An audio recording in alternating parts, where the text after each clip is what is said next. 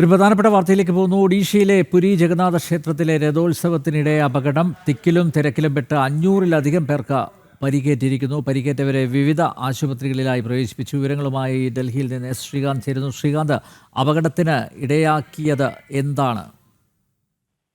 ഈ പുരി ജഗന്നാഥോ ക്ഷേത്രത്തിലെ രഥോത്സവത്തിന് വളരെയധികം ആളുകൾ പങ്കെടുക്കുന്ന ഒരു പ്രധാനപ്പെട്ട ഉത്സവമാണ്. ഇത്തവണയും അതിന് മാറ്റമുണ്ടായില്ല. വളരെയധികം ആളുകൾ ആ സ്ഥലത്ത് തടിച്ചുകൂടിയിരുന്നു. അതിൽ പല ആളുകൾക്കും ഈ തിക്കിലും തിരക്കിലും പെട്ട ആളുകൾക്കൊപ്പം തന്നെ ഈ സഫക്കേഷൻ ഉണ്ടായി. അവിടെ ആ തിക്കിലും തിരക്കിലും ഉണ്ടായ അസ്വസ്ഥത മൂലവും അതോടൊപ്പം തന്നെ അവർക്ക് നിർജ്ജലീകരണം സംഭവിച്ചുമാണ് പലരെയും ആശുപത്രിയിലേക്ക് കൊണ്ടുപോയിട്ടുള്ളത്. തിക്കിലും തിരക്കിലും പെട്ടവരുമുണ്ട്.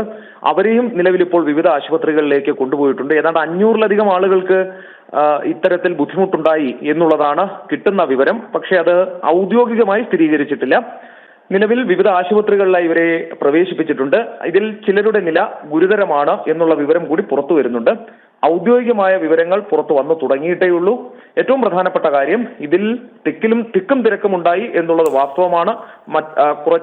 ഏതാണ്ട് 500-ലധികം ആളുകൾക്ക് അവിടെ പ്രശ്നങ്ങൾ ഉണ്ടായി എന്നുള്ളതും ഇപ്പോൾ സ്ഥിരീകരിച്ചിട്ടുണ്ട്.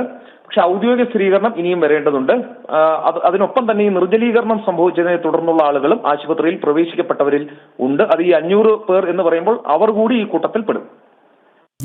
ഒഡീഷയിലെ പുരി ജഗന്നാഥ ക്ഷേത്രത്തിലെ രഥോത്സവത്തിനിടെ അപകടം. തിക്കിലും തിരക്കിലും പെട്ട 500-ലധികം പേർക്ക് പരിക്കേറ്റു. പലരുടെയും നില ഗുരുതരമാണെന്ന് അറിയുന്നു. പരിക്കേറ്റവരെ വിവിധ ആശുപത്രികളിലായി പ്രവേശിപ്പിച്ചു. ശ്രീകാന്താണ് വിശദമായ വിവരങ്ങൾ നൽകിയത്.